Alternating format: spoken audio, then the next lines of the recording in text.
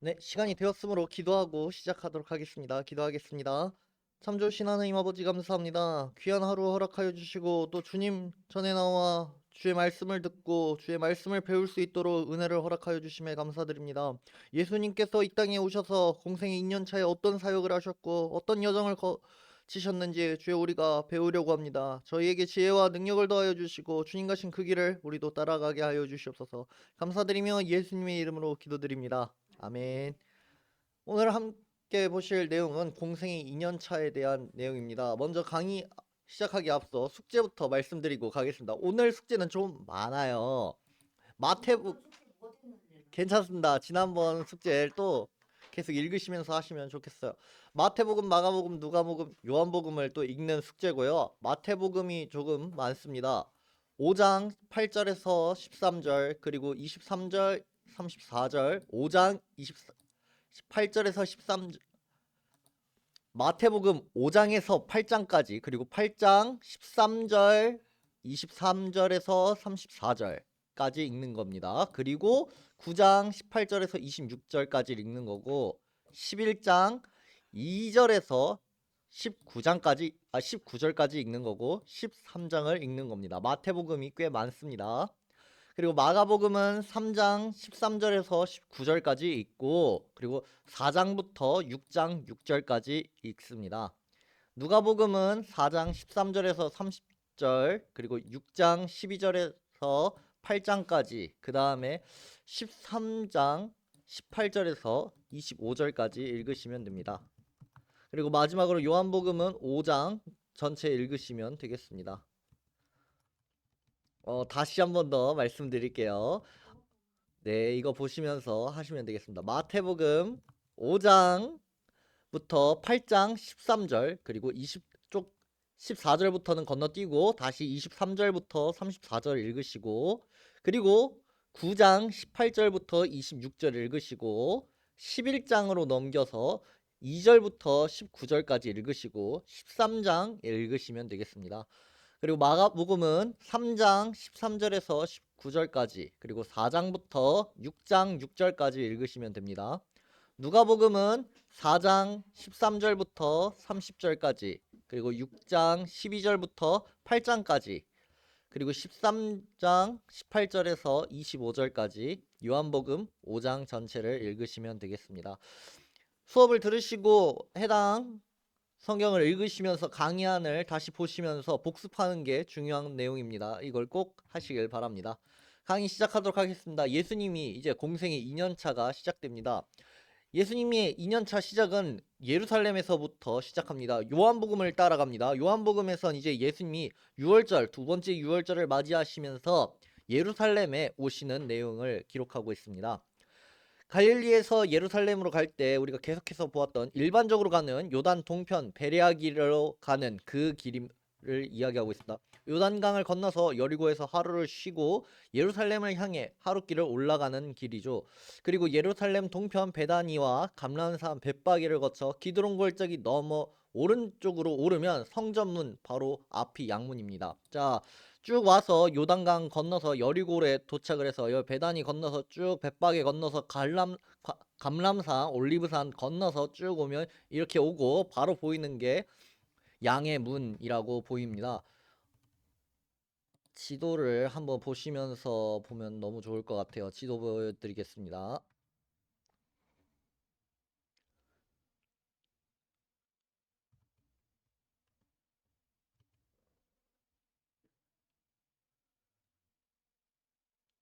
우리가 계속 성경을 읽을 때마다 등장하는 그 베데스다 연못은 이제 예루살렘 성 동쪽 밖에 위치하고 있습니다. 쭉 보시면 자 우리 지도를 동쪽을 위쪽으로 향해서 본다고 했어요. 그래서 이렇게 보고 저 갈릴리에서 이렇게 쭉 직진하는 게 아니라 이렇게 와가지고 올라가가지고 이렇게 쭉 가가지고 베레아기를 향해서 가고 요단강을 건너서 여리고를 지나서 쭉 내려가면서 올라가면서 우리가 보기엔 내려가지만 길이 올라가는 길입니다.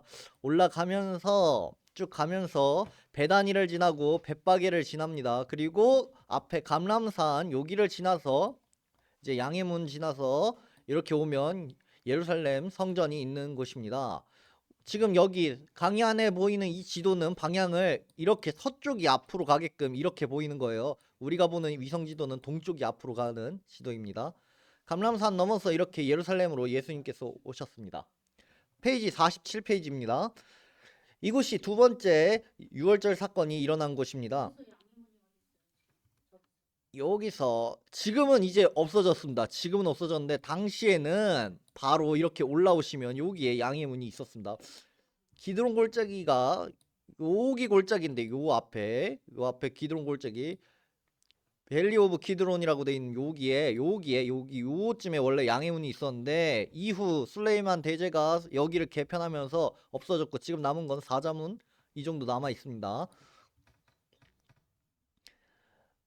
이제 두 번째 6월절 사건이 일어납니다. 성경은 이때를 정확히 6월절이라고 말을 하진 않아요. 대신 사본에 따라서 그 명절이라고 명칭을 합니다. 어떤 명절인지 솔직히 모릅니다. 6월절일 수도 있고 초막절일 수도 있고 하지만 여러 가지 근거를 갖고 보면은 아무래도 한 해의 초기가 확실하니까 이 부분은 6월절이 아닐까 생각을 합니다. 6월절이 아니면 오순절일 거예요. 요한복음 5장 1절에는 이렇게 기록되어 있습니다. 그 후에 유대인의 명절이 되어 예수께서 예루살렘에 올라가시니라. 이 명절이 정확히 6월절인지 오순절인지는 모르겠지만 아무래도 시대의 연도의 초기이기 때문에 앞에 있는 6월절이나 오순절이겠구나 유추를 합니다. 그래서 우리가 강의 안에 보면 첫 2년차 사역의 첫 부분을 6월절 사건으로 보고 시작을 합니다.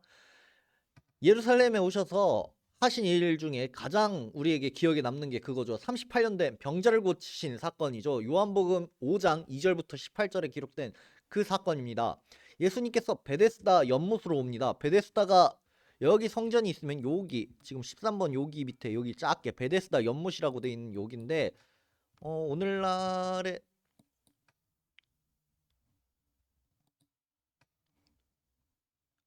여기였나? 잠시만요. 오늘날에 여기 있네요. 여기 지금 오늘날에는 이 베데스다 연못이 그대로 남아있진 않고 여기 베데스다 연못이 있었던 곳에 세인트 안나 교회라는 교회가 생겼어요. 여기 밑에 여기가 베데스다 연못이 옛날에 있었던 장소다라고 해서 그렇게 두었습니다. 지금 다시 예루살렘 가셔서 베데스다 연못을 찾고 싶으시면 연못은 없지만 우리가 생각하는 그런 물이 있고 그런 연못은 없지만 거기를 기념하면서 이렇게 세인트 안나라고 하는 교회가 세워져 있습니다. 여기 지하에 베데스다 연못으로 추측되는 장소가 있습니다. 이곳에 예수님께서 오셨습니다. 요한복음 5장 2절 말씀에 의하면 베데스다 연못에 성문이 하나 있고 그 이름이 양의 문이라고 합니다. 이 양문은 옛날부터 있었습니다. 느헤미야 시대 때 이제 대제사장 엘리야십과 그의 형제 제사장들이 세운 곳이 바로 이곳입니다. 성경 느헤미야 3장 1절에 이렇게 기록되어 있습니다. 그때 대제사장 엘리야십이 그의 형제 제사장들과 함께 일어나 양문을 건축하여 성별하고 문짝을 달고 또 성벽을 건축하여 하메아 망대에서부터 하나넬 망대까지 성별하였고 라고 기록하고 있습니다. 현재는 이제 방금 보셨던 이 지도처럼 현재는 그런 식으로 되어 있지 않습니다. 현재 성전 마당으로 들어가는 북쪽 문이 하나 있는데 이 성벽 북쪽 문이 지금 제가 지도에 찍은 이 사자문이라고 되어 있는 이 장소예요. 여기가 나중에 이제 스데반이 사자문이라고 하고 혹은 스데반 문이라고 합니다. 사자문이라고 부르는 이유는 1538년에 이제 터키의 술레이만 대제가 예루살렘 성을 세우고 꿈의 사자들이 괴롭혀가지고 이곳에 조각을 하는 데에서 유래를 하고 그리고 슬레이만 때 1500년대 때 세운 그 성벽이 지금까지 이어져 있고 이때 세운 성벽이 남쪽 다윗성과 마가 다락방 지역이 성벽 안에 포함되어 있지 않습니다. 원래 신약 시대 때 예수님 시대 때는 남쪽의 다윗성이랑 마가 다락방도 성벽 안에 있었지만 1538년에 술레이만이 이렇게 저렇게 성벽을 재건축하면서 그 부분은 빼고 성벽 밖으로 뺐다 하는 이야기입니다. 예수님 시대 때 밖에 있던 오히려 예수님 시대 때 밖에 있던 골고다와 베데스다 연못이 성벽 안으로 들어오게 되었습니다. 여기 위성 사진 보면 여기 요 부분이 성벽인데 원래 베데스다 연못은 우리가 갖고 있는 이 강의한 지도에 성벽 밖에 이렇게 성벽이 있으면 밖에 연못이 있었는데 이후 술레이만이 성벽을 이렇게 지으면서 베데스다 연못도 성벽 안으로 들어오게 된 것입니다. 성벽 안으로 들어오게 되었습니다. 그리고 스데반이 우리가 아는 그 스데반이 스데반 문으로 이 사자문을 스데반 문으로 부르는 이유는 스데반이 끌려가서 기드론 골짜기에서 희생되었기 때문에 이곳의 이름을 스데반 문이라고 합니다. 현재 발견된 이 베데스다 연못의 길이는 약 96m 그리고 넓이 50에서 67m 가량의 쌍둥이 연못입니다. 현재 여러 건물 아래 깊은 곳에 위치하여 세월의 깊이를 좀 우리가 추측할 수 있습니다. 그 여러 건물은 이제 이 세인트 안나 교회 근처에 있는 이 여러 건물들을 말하는 것입니다. 치료의 연못이라는 이름입니다. 베데스다라는 말이. 베데스다 연못은 히브리어 벳 그리고 헤세드에서 나온 이름입니다. 베트가 집이고 헤세드가 자비입니다. 그래서 벳 헤세드 하였다 베데스다라는 이름으로 부어지게 됩니다. 순례자들이 이곳에서 나오는 물로 양을 씻겼습니다. 성전 앞에 여기 연못에서 양을 씻기고 성전으로 올라와서 제사를 지냈다는 이야기입니다. 여기서 다시 이스라엘의 물에 대해 우리가 기억해야 할 필요가 있습니다. 이스라엘에는 겨울에 우기로 비가 오고 그 비가 석회암으로 된 땅에 스며들었다가 여름에 건기 때 조금씩 뿜어져 나와서 이스라엘의 땅에 생명을 유지시킵니다. 그중 베데스다 연못은 간열천으로 새로운 물이 가끔 일시에 뿜어져 나옵니다. 이때 병자가 들어가면 낫는다라는 속설이 있습니다. 우리가 성경에서 그 천사가 물 기르러 갈 때 연못이 움직인다 하는 말이 그 간열천이 뿜어져 나올 때 새로운 물이 지하수가 이 땅에 다시 뿜어져 나올 때 연못이 움직이니까 바람 안 불어도 연못이 움직이니까 그때 들어가면 낫는다라는 속설이 여기서 나온 겁니다. 자비의 집이라는 이름대로 예수님은 이곳에서 자비를 베푸셨습니다. 그때가 안식일이었습니다. 지난 6월절 성전에서 장사치를 쫓아냈고 유대 지도자들을 난처하게 만든 사건을 기억하는 유대인들은 예수님께서 병은 고치셨지만 장로의 유전대로 안식일을 지키지 않는 예수님을 박해하기 시작합니다. 지금 예수님이 공생이 2년차에 이렇게 베데스다에 오셔서 병자를 낫게 하셨습니다. 작년 공생의 1년차 때 성전 청결을 하신 사건을 우리가 기억해 본다면 지금 또 예수님이 안식일을 범한 죄를 유대인들이 보기에는 또 지르네 지난번도 그렇고 이번에도 또 하네 이거 아주 상습범이구만 하면서 유대인들이 보기에 예수님이 참 눈에 가시처럼 보였던 것입니다. 38년 된 병자가 변화했던 것은 가치관입니다. 예수님이 가나 혼인잔치에서도 암시하셨듯이 물을 바꾸는 것은 단순히 기적을 행한 것이 아닙니다. 가치관을 바꾸는 일입니다. 성경에서 물은 출애굽 때 마라의 샘에서부터 그 의도를 분명히 나타내고 있습니다. 예수님은 유대인의 잘못된 가치관을 바꾸시느라 38년 된 병자를 고치시고 당시로서는 사람들이 받아들이기 어려운 무리한 교훈을 선포하십니다. 해당 내용이 요한복음 5장 17절의 내용입니다. 예수께서 그들에게 이르시되 내 아버지께서 이제까지 일하시니 나도 일한다 하시매. 유대인들이 말합니다. 너 왜 안식일에 일하냐? 예수님이 말씀하십니다. 내 아버지께서 이제까지 일하시니 나도 일한다 하시매. 유대인들은 당시 이스라엘 사람들은 하나님을 여호와 하나님을 섬겼지만 하나님을 주인 우리의 주라고 표현을 했지 아버지라고 표현은 잘 안 했습니다. 그런데 예수님께서 아버지라는 표현을 가감없이 쓰시니 유대인들이 깜짝 놀란 것입니다.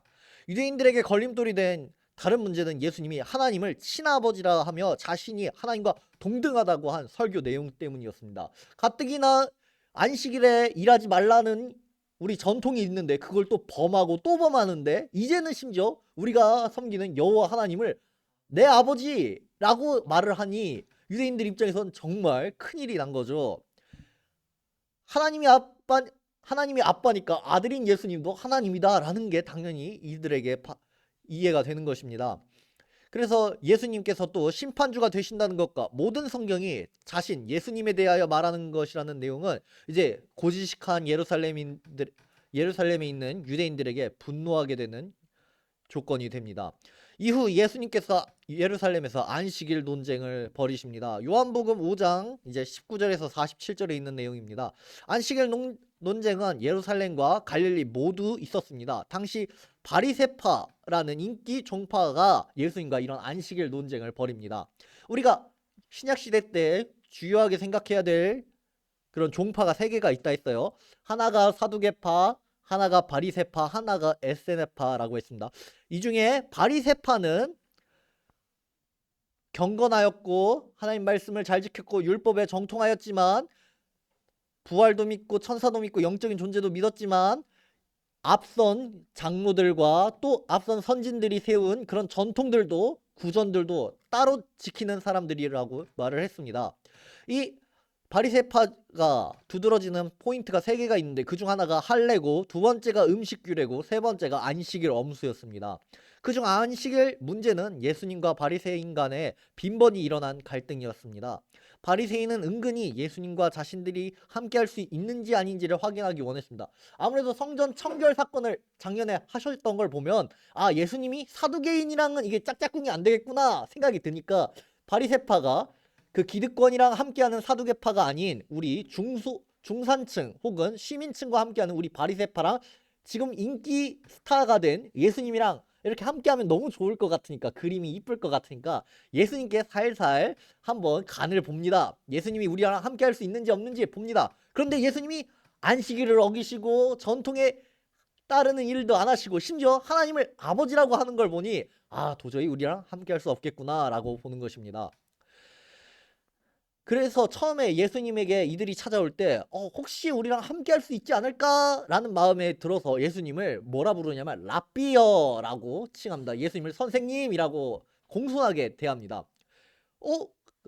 성경을 읽다 보면 이제 처음에 바리새인들이 예수님을 선생님 뭐 랍비어 이렇게 잘 하다가 나중에 죽이려고 왜 하지? 이런 오해가 있을 수 있는데 이런 일이 있었다라고 이해하시면 좋겠습니다.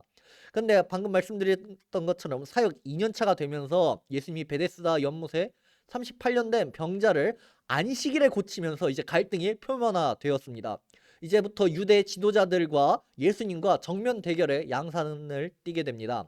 안식일에 이삭을 비벼먹는 사건과 손 마른 자를 고치는 사건 등 계속해서 안식일마다 일하지 마라 일하지 말라 우리가 그동안 지켰고 가르쳤던 내용을 예수님이 정면으로 부인하니까 이들이 참을 수가 없는 것입니다. 그래서 예수님을 죽이려는 지경에까지 몰고 가게 됩니다.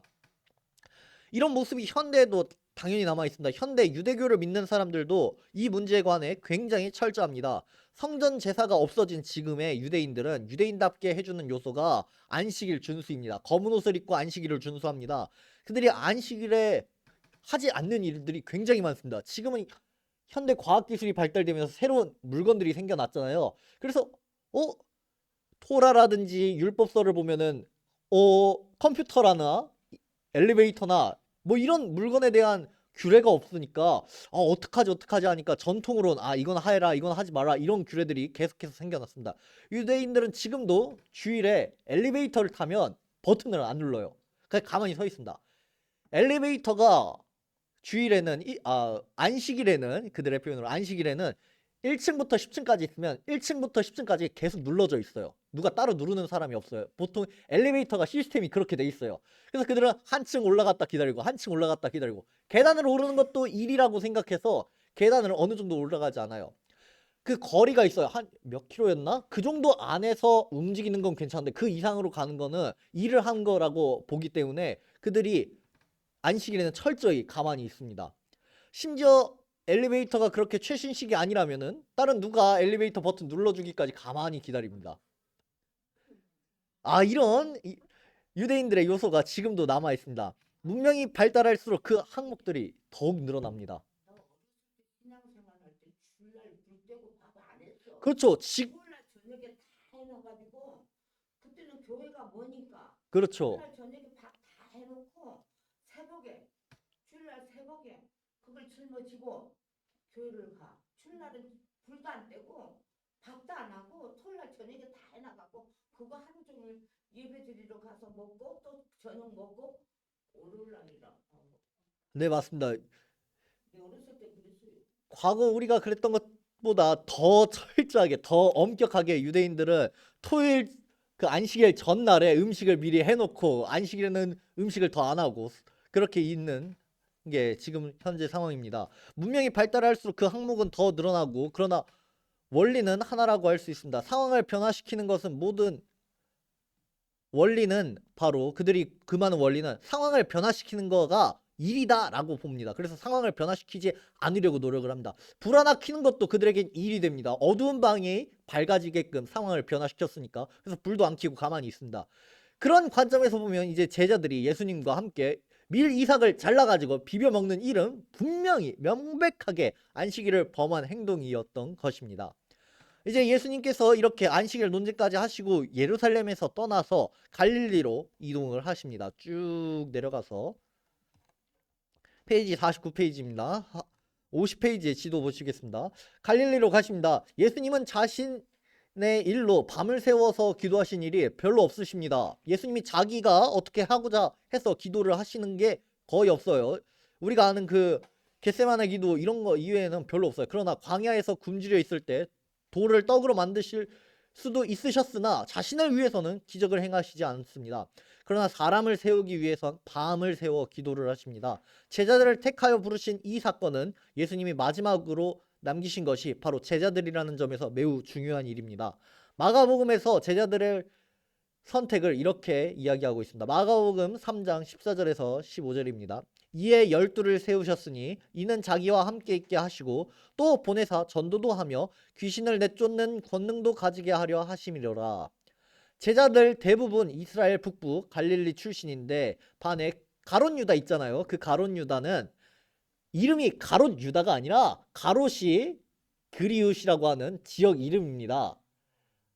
유다라는 이름이 많으니까 쟤는 길동 위건 이런 식으로 길동 위건, 저기 순천 위건, 여수 위건 이런 식으로 이름 앞에 지명을 붙인 겁니다. 가롯 유다는 가롯 출신입니다. 그리웃이라고 헤브론 방향으로 남쪽 20km 떨어진 곳에 그 후보지가 등장을 합니다. 정확히 이곳이 그리웃 가롯이다라고 알 수는 없으나 아마 이 지역이 가롯 그리웃 지경이다라고 이해를 하고 있습니다.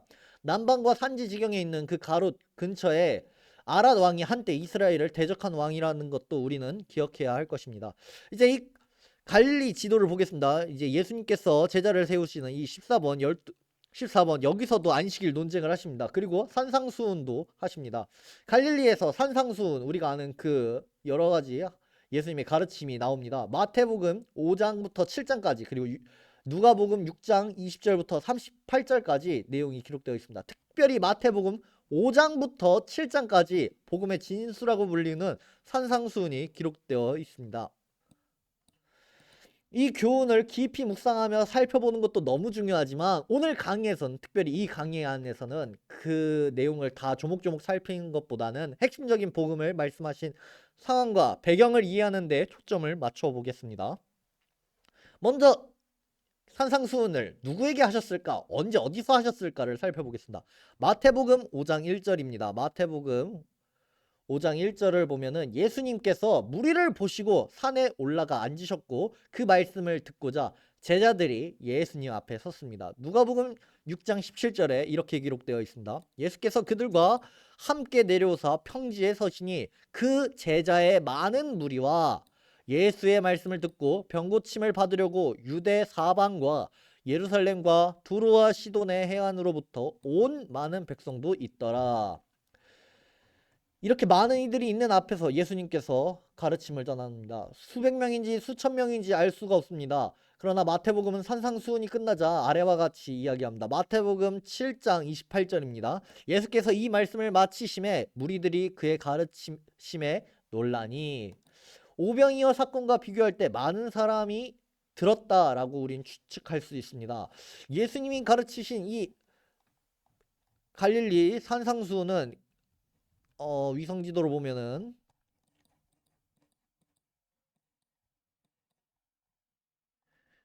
요 언덕배기 여기 지금 우리가 보기에 언덕으로 보이지만 여기가 산이 많아요. 산 중턱쯤에 예수님이 앉으셔서 가르치십니다. 좋아요. 계속해서 보시겠습니다. 팔복산 내용입니다. 지도가 좀 뿌여서 잘 안 보이신 분들은 해당 내용 해당 지도 보시기 바랍니다. 팔복사는 북서풍이 부는 천연 원형 극장 같은 장소입니다. 북서풍, 북쪽은 이쪽, 서쪽은 이쪽. 북쪽에 있는 여기서 바람이 휘잉 하고 부니까 바람이 이렇게 등으로 부니까 바람이 이쪽 방향으로 부니까 예수님이 여기로 보시면서 이야기를 하실 때 예수님이 이야기하신 그 말씀이 바람을 타고 더 크게 넓게 퍼졌다고 우리가 볼 수 있습니다. 당시에는 스피커가 없습니다. 수많은 무리에게 예수님이 가르침을 전할 때 예수님은 이런 자연 환경을 이용하신 겁니다. 어떤 이는 귀 있는 사람은 들으라 하는 말씀에 착안해 듣고자 노력하며 예수님 앞에 나온 소수만이 주의 말씀을 들었다고 주장을 하나 예수님은 그렇게 소극적인 분이 아닙니다. 모든 사람이 들을 수 있도록 자연 만물을 이용하십니다. 예수께서 산에 올라가셨다라는 말씀이 이를 해결할 수 있는 한 가지 열쇠입니다. 예수님은 완만한 경사를 이루면서 상부 갈릴리로 올라가는 산 중턱에 앉으셨습니다. 여기가 이제 상부 갈릴리 지역인데 여기는 산악 지역이에요. 산이 많아요. 지도 보시면 여기 갈릴리 호수가 있는 지역은 이제 여기 보면은 해발 마이너스 225m로 낮은 지역인데 여기 상부 갈릴리 이 산악 지역은 지금 여기만 찍어도 해발 1000m가 됩니다. 지금 굉장히 가파르게 올라가는 지역이죠. 지금 마우스 포인트가 여기 있는데 호수에서 대략 15km 떨어진 지역이지만 그런데 고도 차이가 거의 1200m 정도 나는 높은 지역입니다. 저 위쪽에 예수님이 이 지역으로 올라가는 중턱에서 산 중턱에서 말씀을 하십니다. 그러니까 보면은 예수님이 여기가 높은 지역이고 여기 바다로 가는 길이 낮은 지역이니까 예수님이 한 산 중턱 요쯤에서 이렇게 사람들이 구름대같이 많은 사람들이 여기 있고 예수님이 요 위에서 가르침을 전한 것입니다. 예수님 등 뒤로 이렇게 북서풍이 불면서 예수님이 전하는 소리가 귀 있는 자는 들으라 하는 요 앞에 있는 사람들만 들은 게 아니라 바람을 타고 예수님의 목소리가 더 넓게 퍼지고 또 단순히 직선으로 된 공간이 아니라 원형 극장처럼 우리 아는 그런 오페라 이런 극장처럼 돼 있어가지고 예수님이 말하는 소리가 더 크고 더 넓게 확산되어 저 수많은 무리들이 들을 수 있게끔 되었던 것입니다. 해가 지면서 밤금을 그렇게 이제 예수님이 이렇게 가르침을 하시고 뒤로 경사가 계속되었고 앞으로는 갈릴리 바다가 펼쳐져 있습니다. 해변에는 해변길을 따라 오가는 사람들이 예수님 앞으로 몰려드는 사람들을 쳐다보았을 것입니다. 이 지역을 사진으로 볼 수 있을까요? 좀 그래요. 약간 이런 느낌일 거예요.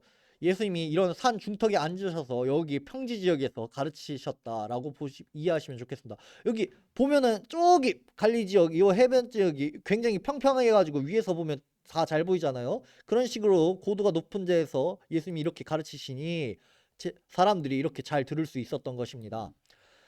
해가 지면서 이제 밤그물을 치러 가는 배가 가버나움 근처에서 부산이 움직입니다. 가버나움 어디냐? 가버나움 쭉 가서 가버나움 여기입니다. 가버나움에서 부산이 움직입니다. 오후 5시 경이 되자 바람이 서서히 북서쪽에서 불어옵니다.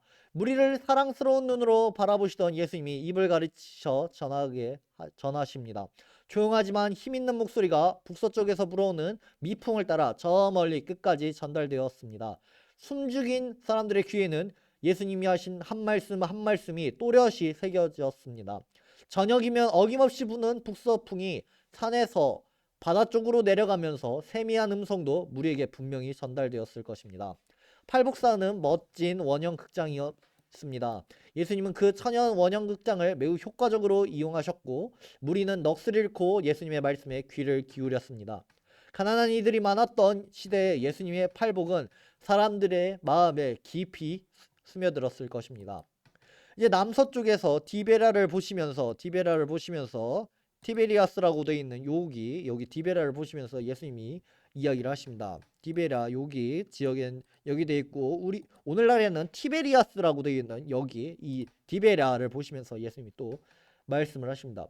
팔복 설교가 끝나갈 무렵 예수님은 남서쪽 산중턱에 위치한 불이 하나 둘 켜지는 것을 보셨습니다. 이때를 놓치지 않고 빛에 관한 교훈을 하십니다. 마태복음 5장 14절에서 16절에 해당하는 내용이죠. 마태복음 5장 14절에서 16절.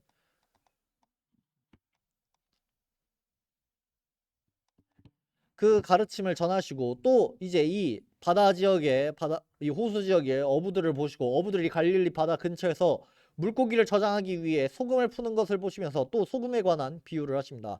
마태복음 5장 13절입니다. 너희는 세상의 소금이니 소금이 만일 그 맛을 잃으면 무엇으로 짜게 하리요? 후에는 아무 쓸데없어 다만 밖에 버려져 사람에게 밟힐 뿐이니라. 우리 오늘날 시대에는 마트에 가면 소금을 구할 수 있잖아요. 쉽게 마트에서 소금을 구할 수 있잖아요. 그러나 당시에는 소금을 구하기 어려웠습니다. 로마에서는 군인들의 급료를 소금으로 지불했던 적도 있었습니다. 지불하기도 했습니다. 소금이 그렇게 귀해서. 내륙지방에 있는 사람들 소금을 구하기가 어려웠으니까. 그랬던 사람들이 당시에 소금을 잘 몰랐던 사람들도 있을 수 있겠지만 예수님이 굳이 소금에 관한 비유를 하신 것은 당시 이 갈릴리 바다 이 지역에서 물고기를 낚는 어부들도 많았고 물고기를 저장할 때 소금을 사용하기도 하였으니 소금이 이 사람들에게 적합하게 효과적으로 들어갈 수 있기 때문에 예수님이 소금에 대한 비유를 하신 것입니다. 또 예수님께서 들의꽃, 들에 핀 백합화를 이야기를 하십니다. 예수님은 우리가 궁금해하는 문제와 랍비들 간의 논쟁이 되었던 문제들을 하나하나 풀어가면서 무엇이 옳은지를 분별해 주십니다. 여기서 우리가 놓쳐선 안 될 것이 사물을 바라보는 예수님의 태도입니다. 예수님의 눈에 보이는 모든 것은 교훈의 대상이었습니다. 마태복음 6장 26절에서 33절까지 그 내용이 기록되어 있습니다. 우리가 이제 들에 핀 백합화 이야기를 하는데 그것이 갈릴리에 유난히 많이 핀 꽃이 아네모네라는 꽃입니다. 보면은 빨간색으로 되어 있어요. 이렇게 빨갛게. 이런 꽃이 들에 핀 백합화입니다. 특히 들에 핀 이 백합화는 예수님께서 가르치시는 주요한 소재가 되기도 했습니다. 지금도 우리 주변의 모든 일과 환경을 통해서 예수님께서 교훈을 하십니다. 일반 계시에 대한 내용이죠. 그래서 복음을 듣지 못하고 죽은 세대에게 이 계시를 근거로 심판하셔서 핑계를 대지 못하게 하십니다. 하늘에 있는 해가 또 땅에 있는 산과 들이 모든 것이 하나님의 손길임을 하나님이 계시다는 것을 보여주고 있는 일반 계시물인 것입니다. 이를 통해서 예수님은 우리에게 하나님의 뜻을 가르치셨던 것입니다. 이제 가버나움에 오셔서 예수님이 놀라는 장면이 등장하죠. 백부장이 등장을 합니다. 충성스러운 믿음을 만나십니다. 마태복음 8장 5절부터 13절 그리고 누가복음 7장 1절부터 10절에 등장을 합니다. 말씀을 마치시고 예수님은 가버나움에 가십니다. 오늘날의 카르퍼나움이라고 되어 있는 이 가버나움에 가십니다. 가버나움에 가셔서 백부장을 만나십니다.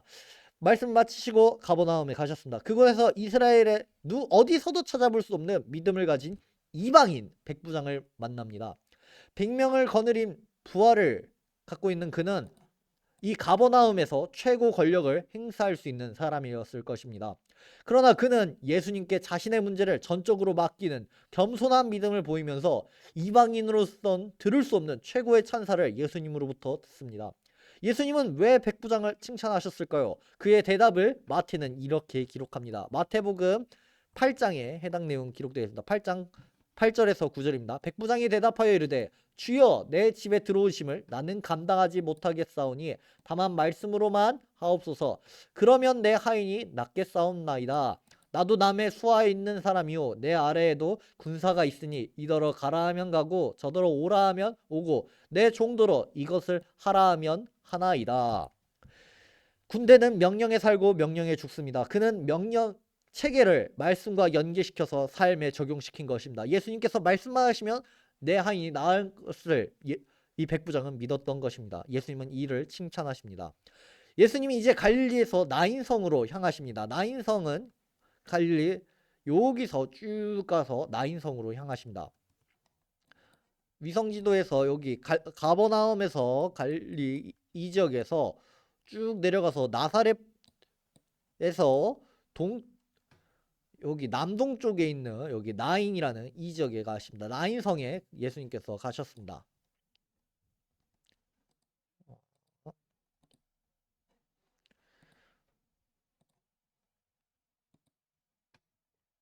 오늘날 나인은 이렇게 생겼습니다. 이렇게 쪼목쪼목하게 아파트나 뭐 그런 높은 빌딩 없고 이렇게 쪼목쪼목하게 생겨 있습니다. 꽃도 많이 피고 이렇게 산도 있고 이런 지역이 나인성 지역입니다. 이 지역에 예수님께서 가셨습니다.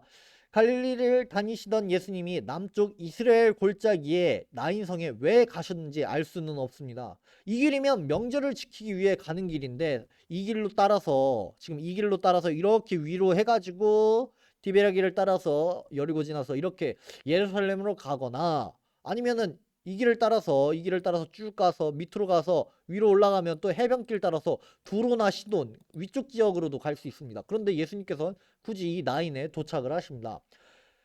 이 길이 예상하기로 이 기간은 6월절 이후 오순절 기간일 가능성이 큽니다. 왜냐하면 이후에 많은 사건이 이어지기 때문입니다. 예수님은 남쪽을 향하는 길목인 모래산 북쪽 경사지인 나인성에 나오는 사람들을 만나셨습니다. 장래 행렬이 있었습니다. 외아들을 잃은 과부는 인생을 잃은 것처럼 망연자실했을 것입니다. 이를 불쌍히 여기신 예수님은 그 과부의 아들 젊은이를 살리십니다. 나인성에 모래산이라고 있습니다. 모래산이라고 요 옆에 모래산이 여기 있습니다. 요 옆에서 엘리사가 활동을 했죠.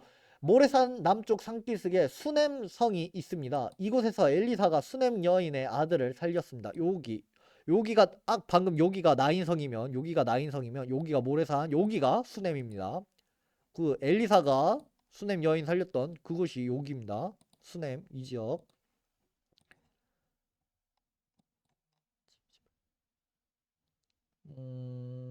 딱히 수넴의 어떤 장면을 보긴 어렵네요. 회당이나 뭐 이런 지역. 뭐 이렇게 되어 있습니다. 수넴 오늘날 수넴 성입니다. 이렇게 유대인들 이렇게 검은 옷 입고 이곳에서 예수님이 오셨습니다. 예수님은 이 수넴에 오시지 않고 나인성에 오셨습니다. 수넴 반대편에 있는 이 나인성에 오셔서 과부의 아들을 살렸습니다.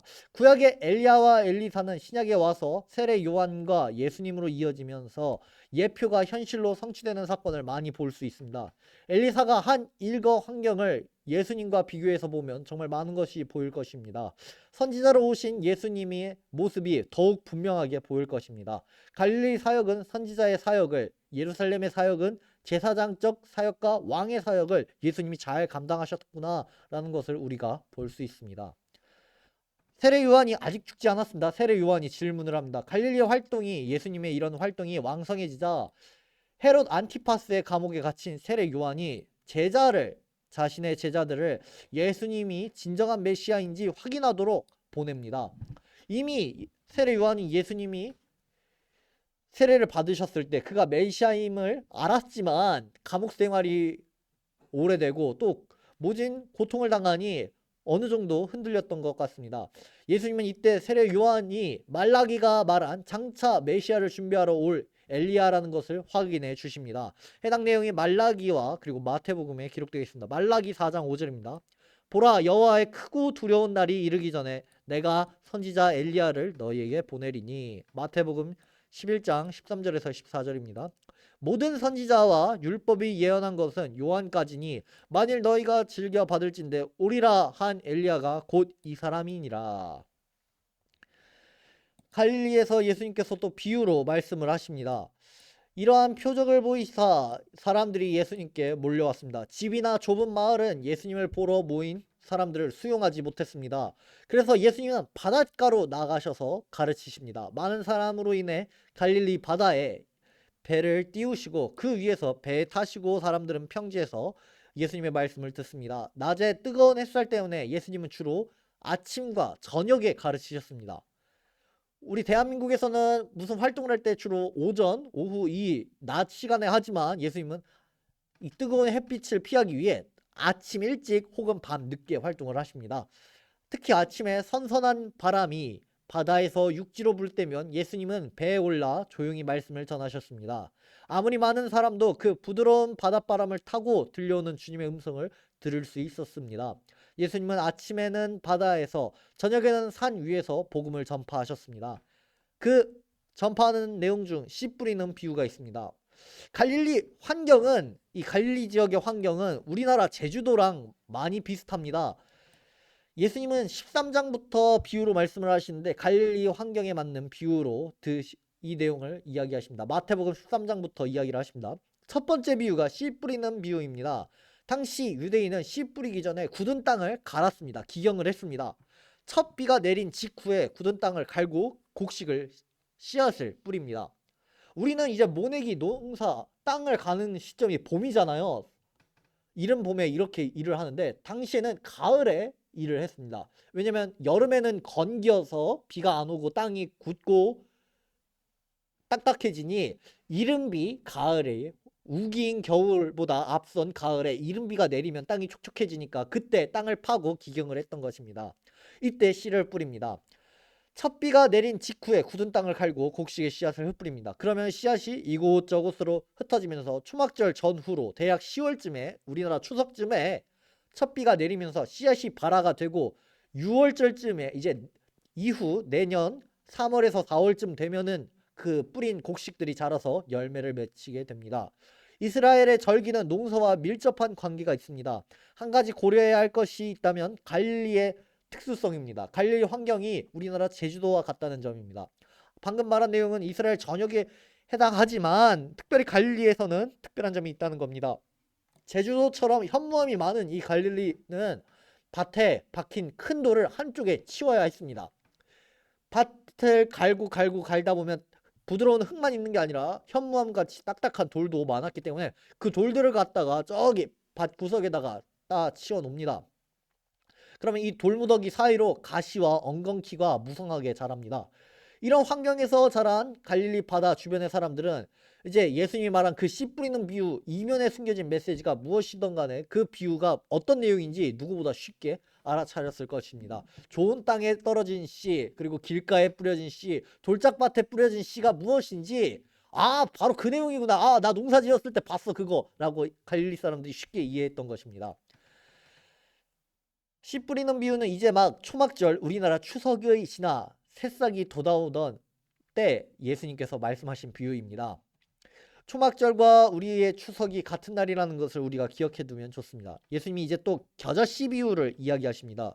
겨자초는 유채처럼 높이 자라는 풀입니다.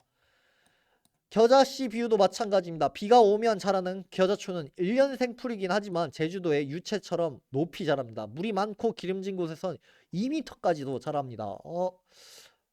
우리나라 제주도 가면 유채꽃이 확 노랗게 피잖아요. 갈릴리 지역도 마찬가지예요. 저기 지도 보면은 이렇게 노란 꽃이 화사하게 아름답게 핍니다. 갈릴리 지역에서는. 한번 이스라엘을 가면은 여름에만 가시지 마시고 겨울에도 가시면 좋을 것 같아요. 여름, 봄도 좋고요. 봄도 좋고 너무 생여름보다는 약간 한 3, 4월에서 5월 그쯤 늦은 봄 혹은 이른 여름 이쯤 전환기쯤에 가시거나 아니면은 그때 가시면 이스라엘의 여러 가지 풍경을 많이 보실 수 있을 것 같습니다. 예수님께서는 이런 유채꽃과 같은 겨자초에 대한 비유를 하십니다. 나무가 많지 않은 까닭에 이런 수풀도 새가 깃들었습니다. 겨자초는 유채처럼 노란 꽃을 피우면서 갈릴리 바다 주변을 노랑으로 뒤덮입니다. 양력 1월에서 2월경이면 우리나라 달력의 1월에서 2월경이면 이제 겨자의 노란 빛으로 물들인 아름다운 갈릴리 광경이 펼쳐집니다. 예수님은 좁쌀만한 씨앗이지만 심겨 자라면 이처럼 아름다운 꽃을 피우고 정말 많은 꽃을 피우는 이런 겨자를 비유로 사용을 하십니다. 그러면서 겨자씨 같은 믿음만 있으면 무엇이든지 할 수 있다라고 우리에게 도전하십니다. 겨자씨가 갈릴리의 가장 작은 씨앗은 아닐지라도 이 비유는 이렇게 작은 씨라는 비유는 우리나라에서 흔히 사용하는 그 작다는 비유로 하는 그 좁쌀과 같은 대명사였습니다. 예수님이 이제 겨자초에 대한 비유를 마치시고 겨자씨에 대한 비유를 마치시고 좋은 물고기와 못된 물고기에 대해 또 말씀을 하십니다. 밭에 관한 비유뿐만 아니라 이제 집에 들어가는 제자들의 질문에 대답을 하시면서 각종 물고기를 모으는 그물의 비유를 또 하십니다. 저녁에 그물을 쳐놓고 이른 아침에 양쪽을 잡고 육지로 끌어내어 정리하는 모습은 어부 출신인 제자들에게 매우 친근했을 것입니다. 팔뚝만한 메기가 이 갈릴리 바다를 활보하지만 어느 누구도 메기를 거들떠보지 않습니다.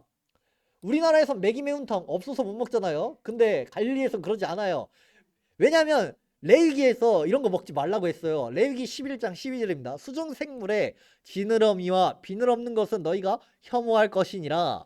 그리고 예수님이 마태복음에서 이렇게 비유하십니다. 또 천국은 마치 바다에 치고 각종 물고기를 모는 그물 같으니 그물에 가득함에 물가로 끌어내고 앉아서 좋은 것은 그릇에 담고 못된 것은 내버리느니라 라고 이야기하십니다. 예수님은 이런 물고기를 못된 것이라고 표현을 하십니다. 갈릴리 바다 또 풍랑이 있는 그 사건도 예수님의 공생의 2년차 때 일어난 일입니다. 가버나움에서 저편, 이제 마태복음에 기록된 가버나움 저편은 이제 가다라 지방, 겔게사 지방이라고 하는 요 지방입니다. 요쪽 지방. 가버나움 저편이니까 요쪽 지방입니다. 예수님은 갈릴리 바다 동편 데가볼리 지역으로 갑니다. 데가볼리라는 말이 10개의 도시라는 뜻입니다. 10개의 헬라화된 도시를 이야기하고 있어요. 데가볼리가 어느 한 지역 이름이, 도시 이름이 아니라 지역을 통틀은 이름입니다. 강동구라는 이름처럼 데가볼리라는 이름이다. 강동구 길동 이런 것처럼 데가볼리 어디 이런 식으로 이름이 되어 있는 것입니다. 이곳 사람들은 이주민과 본토인이 혼혈되어 헬라 문명을 따라 살아갔던 사람들입니다. 그리스의 각종 신들을 섬겼고 유대인들이 혐오하는 그 돼지들을 키워서 제사를 지냈습니다. 그래서 이 지역에서 그 돼지떼가 있었다라고 하는 것이, 아니 유대에서는 돼지 안 먹는데 왜 돼지떼가 있지? 하는 게, 이 지역은 헬라 사람들이 많이 헬라 문화를 따라 살았고 헬라 신들에게 제사를 지내서 돼지를 키웠다라고 이해하시면 되겠습니다. 예수님께서 이곳에 오셨습니다. 예수님이 떠난 시각은 다른 복음서를 살펴볼 때 대략 현대 시간으로 11시 정도로 이해를 할 수 있습니다. 이때 풍랑이 있는 시간으로 특히 데가볼리에 이르는 이 요단 동편에 심한 풍랑이 이릅니다. 어떻게 보면 예수님과 제자들은 이런 위험을 알고도 그곳으로 행한 겁니다. 그럼에도 바다의 잔뼈가 굵은 어부 출신인 제자들은 풍랑을 만나 어쩔 줄 몰라 했습니다. 우리가 보기엔 이 바다가, 이 갈릴리호가 굉장히 평평하고 바다같이 넓은 이 호수가 평평하고 그냥 뭐 괜찮은 곳인 것처럼 보이지만 지역이 상당히 바람이 많이 붑니다. 지난번에도 우리가 지도를 통해 설명을 했지만 갈릴리 바다가 이렇게 밑에 해발 200m 하얀 데다 하죠. 해발 200m 밑에 이렇게 있으면 그냥 땅도 그냥 다 같이 이렇게 있는 게 아니라, 땅은 아까 해발 이렇게 있으면 저기 서쪽으로부터는 이렇게 높은 산맥이 있고 동쪽으로도 이렇게 높은 산맥이 있습니다. 바람이 이렇게 불면 이렇게 오고 이렇게 바람이 부니까 여기 가운데선 기류가 형성이 됩니다. 또 북쪽과 남쪽으로도 약간 미끄럼틀 형태로 되어 있다고 보시면 되겠습니다. 북쪽으로 여기 단지역뿐만 아니라 여기 헤르몬산에서부터 물줄기가 내려와서 요단강을 만드는데, 이 지역이 미끄럼틀처럼 이렇게 쭉 깎아서 내려오는, 이렇게 쭉 내려오는 지역이라고 보시면 되겠습니다. 그리고 남쪽으로 내려가는 지역도 마찬가지입니다. 남쪽으로 사해바다까지 이렇게 쭉 내려가는 이 요단강도 여기가 지금 200m인데 점점 아래로 내려가게 됩니다. 그러니까 이 갈릴리 호수는 북쪽과 남쪽에서 볼 때는 이렇게 미끄럼틀 지역, 그리고 동쪽과 서쪽에서 볼 때는 이렇게 움푹 파인 지역으로, 이렇게 된 지역으로 바람이 불면은 굉장히 여기서 풍랑이 많이 있는 그런 장소라고 보시면 되겠습니다. 그리고 바람이 부는 시간도 다른데 예수님은 하필 그 건너편으로 가는 그 시간이 바람이 많이 부는 그런 시간이었습니다. 예수님과 제자들은 이를 알았지만 그래도 넘어갑니다. 바다의 잔뼈가 굵은 어부 출신인 제자들이 많았기 때문에, 예수님 우리가 한두 번 한 것도 아니고 갈 수 있습니다 이러고 갔는데, 광풍이, 큰 바람이 부니 어쩔 줄 몰라 합니다. 그래서 다급하게 목수 출신인 예수님께 도움을 청합니다. 어부 출신인 제자들이 목수 출신인 예수님께 도움을 청한 것입니다. 예수님은 바다를 잔잔하게 하시면서 어부 출신의 제자들의 콧대를 완전히 꺾어 놓으십니다. 제자들은 생각했을 것입니다. 이가 누구이길래 바다도 바람도 잠잠할 수 있는가? 예수님이 하나님의 아들임을 보여주는 사건이죠. 학자들은 바다를 세상으로 상징화했다고 봅니다. 예수님이야말로 이 세상을 잔잔하게 하실 전능자이심을 보이신 것으로 해석하고 있습니다. 거라사로 오십니다. 이렇게 건너서 거라사 지역으로 오십니다. 여기에서 이제 군대 귀신을 몰살시키십니다. 예수님 일행이 이방인 땅에 도착했을 때 그들을 반긴 이는 무덤을 자기 집으로 삼고 지나가는 사람들을 위협하는 귀신 들린 두 사람이었습니다. 당신은 굴을 파서 무덤으로 만들었으므로 이런 사람들이 들어가 살 수 있었습니다. 군대 귀신이 예수님을 보고서 굴복하여 자신을 돼지떼에게 보내달라고 부탁합니다. 귀신들은 돼지떼에 들어갔는데 돼지들이 순식간에 비탈길을 내리다라 갈릴리 바다로 빠져 죽어버렸습니다. 방금 설명을 드렸죠. 여기 갈릴리 바다 이렇게 되어 있다고, 여기 비탈길이 있다는 겁니다. 그래서 비탈길 따라 이렇게 바다에 빠졌다는 이야기예요. 돼지는 다리가 짧고 상체가 무겁고 또 목이 뻣뻣해서 내리막길에서 중심을 잡고 속도를 조절하는데 취약합니다. 오르막길을 올라가는 건 어찌저찌 하는데 내리막길을 갈 때는 이 무게가 있어가지고 떼굴떼굴 굴러간다는 거예요. 몸이 무거운 몸을 버티기 어려웠을 거예요. 그러므로 돼지는 아래로 달리려 하지 않아요. 그런데 이 돼지는 일제히 아래로 내리달아 죽었습니다. 돼지가 귀신에 들려 미쳤기 때문에 가능한 일입니다. 이 사건은 예수님이 앞으로 어떻게 사탄의 세력을 괴멸할 것인가를 예표합니다. 왜냐하면 돼지는 우상에게 드려지는 제물이기 때문입니다. 귀신을 쫓아주었는데도 이 이방인 사람들은 예수님을 거부했습니다. 그 이유는 이 일에 놀란 데가볼리 사람들은 두려운 나머지 예수님이 떠나기를 간구했습니다. 예수님은 본 동네 가버나움으로 돌아오셨습니다. 그들은 동네에 귀신 들린 자들이 있어서 그들의 병을 고칠 때마다 수많은 재산이 없어질까 겁을 냈습니다. 사람이 온전케 되는 것보다 재산이 없어질 것을 걱정하여 예수님을 거절한 것입니다. 예수님이 다시 이 지역에서 가버나움으로 오십니다. 가버나움에 야이로를 만납니다. 그 딸을 고치려고요. 가버나움에 오신 예수님이 12년과 관련된 사람들을 만납니다. 혈류증을 앓는 여인은 죽은 것과 다름없는 인생을 살았고 회당장 야이로의 딸은 이미 죽어 있었습니다. 둘 다 부정한 존재이지만 예수님과 접촉할 때 새 생명을 얻었습니다. 혈류증 앓는 여인은 부정한 상태였기 때문에 다른 사람과 접촉해서는 안 되었습니다. 더구나 고의로 남정네의 옷자락을 잡는 것은 큰일 날 일이었습니다. 그녀가 예수님의 옷자락을 손을 댄 것은 이런 옷자락 요런 게 아니라 민수기에서 기록된 그 사람들이 해야 할 옷입니다. 민수기 15장 38절입니다. 이스라엘 자손에게 명령하여 대대로 그들의 옷단 귀에 술을 만들고 청색 끈을 그 귀에 술에 더하라 라고 이야기하는 그 술을 이 혈류병 걸린 여인이 만졌을 것입니다. 부정한 여인이 손댄 것을 아신 예수님은 그녀의 부정함을 보지 않고 부정함에 물들지도 않으셨습니다. 구약 성경에서 거룩한 것이 부정한 것과 접촉하며 부정해진다고 했는데 예수님은 그러지 않으신 거죠.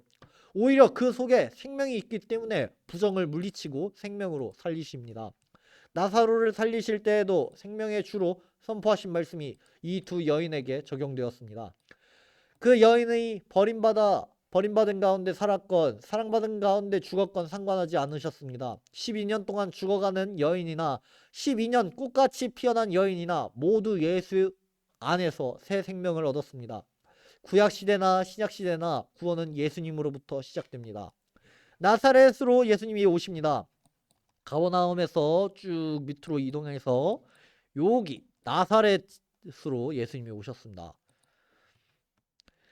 예수님은 갈릴리 바다 주변에서 가르치시다 고향인 나사렛으로 향합니다. 가버나움에서 나사렛으로 가는 길목 막달라까지 어떻게 이동하셨는지 기록이 없습니다. 우리가 아는 그 막달라 마리아는 이름이 막달라 마리아가 아니라 막달라라는 도시에 마리아라는 여인인 것입니다.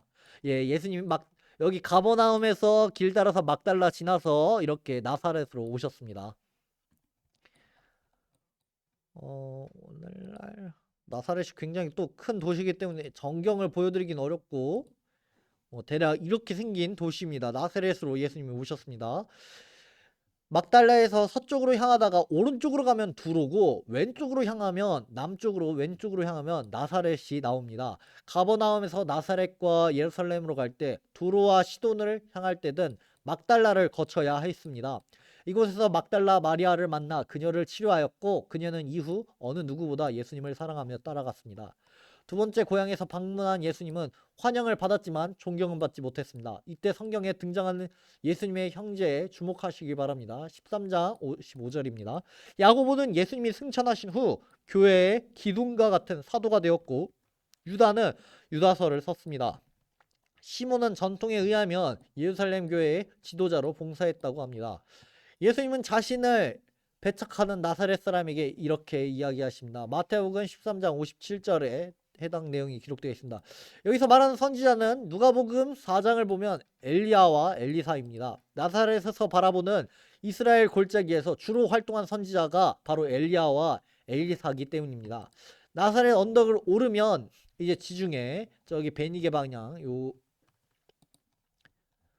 여기 언덕을 오르면 여기 지중해 방향 여기가 보이고 또 갈멜산과 이스라엘 골짜기 또 요단 동편의 고지대 그리고 사마리아를 바라볼 수 있습니다.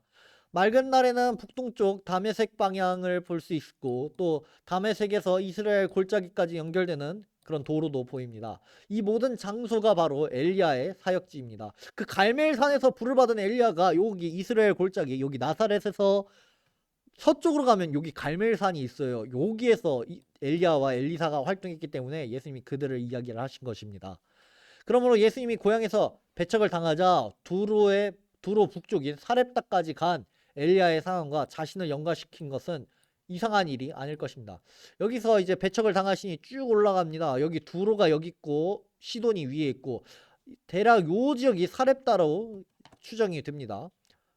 이렇게 나사렛에서 쭉 가십니다. 나사렛에서 이제 12제자를 파송하십니다. 나사렛에서 배척을 받으셨지만 그 나중은 승리하셨습니다. 오늘날 나사렛은 기독교 도시입니다. 이곳에서 예수님은 제자들을 본격적으로 훈련시킵니다. 제자도의 세 부분 중 두 번째 부분을 행하신 것입니다. 마가복음 3장 14절에서 15절을 읽고 마치겠습니다. 이에 12를 세우셨으니 이는 자기와 함께 있게 하시고 또 보내사 전도도 하며 귀신을 내쫓는 권능도 가지게 하려 하심이로라. 아멘. 여기까지가 우리 강의 5주차 강의였습니다. 강의 들으시느라 수고 많으셨습니다. 기도하고 마치겠습니다. 하나님 아버지 감사합니다. 예수님께서 공생의 2년차 때 행하신 사역에 대해 주여 우리가 쫓아가며 말씀을 듣고 또 지도를 보며 그 길을 따랐습니다. 주여 주님께서 이 땅에 오셔서 병을 고치시고 죽은 자들을 살리시고 주여 막힌 것을 허무신 그 놀라운 사역을 봅니다. 주여 또 제자를 세우신 그 놀라운 사역도 봅니다. 주여 오늘날 교회가 주의 제자로서 살아가게 하여 주시옵소서. 우리 각 사람이 예수님을 따르는 그런 제자들로 살아가는 귀한 인생 되게 하여 주시옵소서. 감사드리며 예수님의 이름으로 기도드립니다. 아멘.